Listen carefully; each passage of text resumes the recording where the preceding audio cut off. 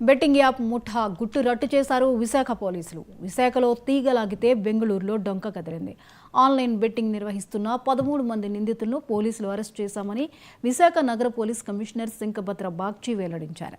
బెంగళూరులో betting den ఏర్పాటు చేసి బెట్టింగ్కు పాల్పడుతున్నట్టు తెలిపారు. విశాఖకు చెందిన రవికుమార్ అనే వ్యక్తి ఇచ్చిన ఫిర్యాదుతో సైబర్ క్రైమ్ పోలీసులు విచారణ జరిపారన్నారు.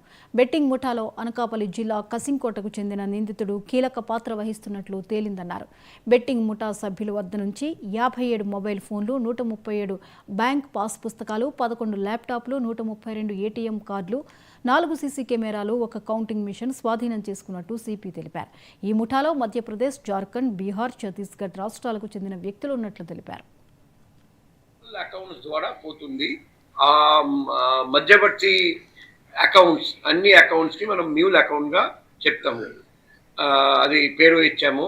ఇంతవరకు మన జిల్లాలో సైబర్ క్రైమ్ పోలీస్ స్టేషన్ ద్వారా దాదాపు 20,000 అకౌంట్స్ ఇలా ఉన్నాయని గుర్తించడం జరిగింది. అందులో దాదాపు 500 మందిని మ్యూల్ అకౌంట్ ఇచ్చారని నాలెడ్జ్ ఉంది, ఇంటెన్షన్ ఉంది, కమిషన్ తీసుకున్నారు. 500 మందిని ఇంతవరకు మేము అరెస్ట్ చేశాము.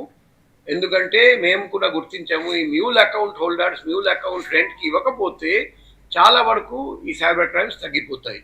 సో మేము వేరే రాష్ట్రానికి వెళ్ళి ఇటువంటి మ్యూల్ అకౌంట్ హోల్డర్స్ని కూడా పట్టుకొస్తున్నాం, అరెస్ట్ చేసి రిమాండ్ పంపిస్తున్నాం. సో ఒకవైపు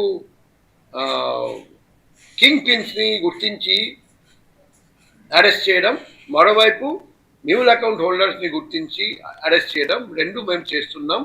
ఇప్పుడు మా ముఖ్యమైన ఎజెండా వచ్చేసి సైబర్ క్రైమ్ ఒకవైపు అరికట్టడం, మరోవైపు జరిగిన సైబర్ క్రైమ్లో మోసపోయిన వాళ్లకు సాధ్యంత వరకు డబ్బు రిటర్న్ చేయడం.